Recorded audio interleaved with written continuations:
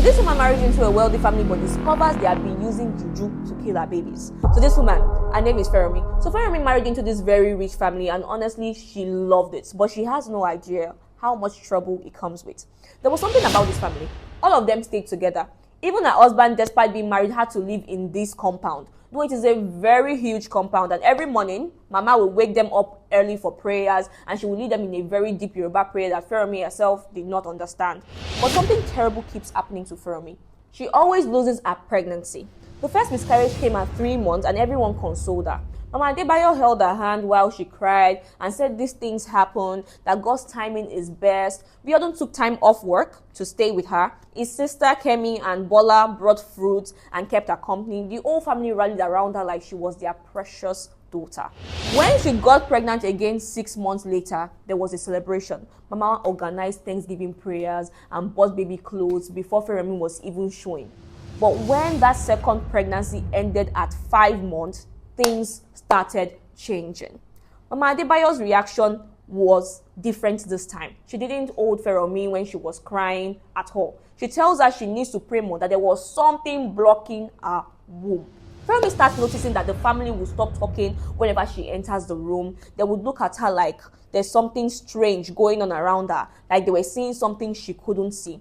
3 days after they returned from the hospital, Feromi woke up to find white chalk mark drawn on her bedroom door. When she asked Biodun about it, he said it's probably the house help cleaning, but he couldn't look at her while he said it.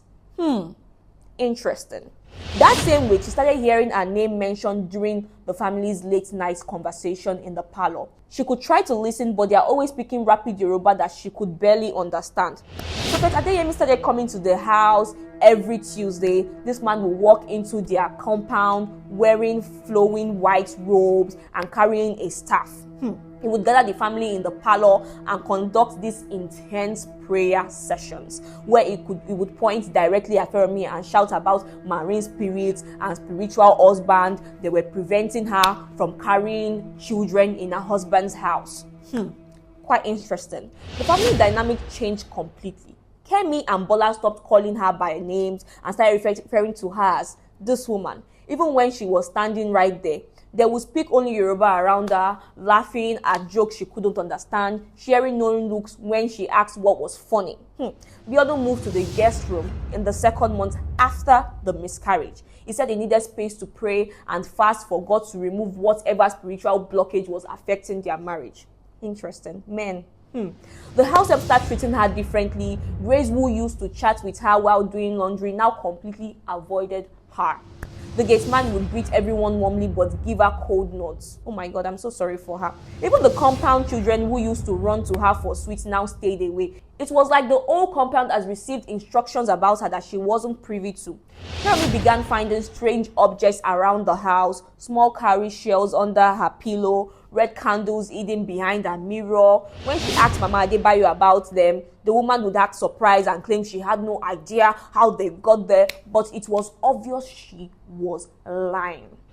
One Wednesday afternoon, while Biodun was working, Feromi was cleaning his study when she found a piece of paper on his desk. It was in Mama Adebayo's handwriting, and it said very clearly, "Make sure she doesn't cross June." What do you mean, make sure she doesn't cross June? Below, it was a list of names that made her blood run cold. 4 women's names with dates next to them. All the dates ended before June of their 2nd year in the family. All 4 names were crossed out with red ink. Feromi realizes that this name must be the names of Biodun's previous wives that nobody had ever mentioned to her. When she asked the neighbors about them, they would get uncomfortable and change the topic quickly. One old woman finally whispered that those women had all left because they could not bear children. But the way she said it suggested that there was more to the story. 2 weeks later, Kemi was on the phone with her friend right outside Feromi's bedroom window. She was speaking English this time, probably forgetting that Feromi might hear. "This one time is almost up," Kemi was saying. "Mama said by June she will be gone like the others. The juju is working perfectly on her womb. She will never carry a child to term in this house." That night, Feromi couldn't sleep. She kept thinking about those names on the list, what Kemi had said about juju working on her womb. Around 3 a.m., she decided to search their bedroom thoroughly. She moved the bed and checked every corner until she found it tucked far underneath on Biodun's side, a small calabash wrapped in red cloth surrounded by cowrie shells, with a photograph of her inside it. Her photos had been pierced repeatedly with pin, especially around the stomach area. Next to the photo was a piece of her underwear and some palm wine that smelled like it had gone bad weeks ago. Everything became clear to her at that moment. The miscarriages weren't natural. The family coldness wasn't about disappointment in her fertility. This was a deliberate spiritual attack designed to drive her away, just like the 4 other women before her. They were using juju to ensure she would never successfully carry a pregnancy, while making her life miserable until she would eventually live on her own. For the next week, Feromi played the role of the submissive, defeated wife while she made her own plan. She would smile at Mama Adebayo's cold breathing, accept Biodun's avoidance with grace, endure the sister-coded insult without reaction. The family had no idea that the quiet, supposedly broken woman they were all tormenting was about to serve them the shocks of their lives. You guys, on the appointed day, Feromi woke up early, cooked the most delicious meal she had ever prepared. When they sat down to eat, even Mama Adebayo complimented the food. Kemi and Bola were fighting over the last piece of meat, the pepper soup. They enjoyed the meal so much that you would think that they haven't eaten in weeks. 2 hours later, the compound sounded like a war zone. Biodun was in the parlor speaking complete gibberish, rolling on the floor like someone possessed. Kevin was vomiting violently in the bedroom while crying that she could see their dead father standing over her, demanding that she should confess her sins. Bola was having hallucination, pointing at empty corners, begging invisible people to please forgive her. Mama Adebayo was the worst of all. She was seeing all the previous wives she had driven away, and they were all standing around her, asking why she had destroyed their marriages. For 3 straight nights, the entire family was either sick, terrified, or both. They couldn't eat, they couldn't sleep properly, and kept having vivid spiritual experiences that left them shaken. And through it all, Feromi was perfectly fine, moving through the house like nothing had happened, cleaning their mess, bringing them water when they begged for it. On the 4th day, everything changed. Madebayo came to Feromi's room with a fruit basket and a devotional book, speaking to her with the kind of respect she had never shown before.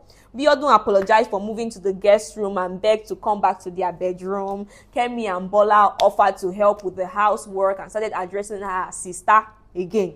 The whole compound was treating her like she was some kind of powerful spiritual force that needed to be kept happy. But here is the thing that really shows you how smart Feromi was. Instead of accepting their sudden change of heart and pretending everything was fine, she made one final move. She packed her bags and announced that she was going home. Before leaving, she placed a small calabash wrapped in a white cloth under the family shrine in the main compound. She told them it would protect the house while she was gone, but only if their intentions toward her remains pure. The family watched her leave with a kind of fear and respect they had never shown her before. They finally understood that they had been dealing with somebody who knew exactly how to fight their kind of war. Go girl!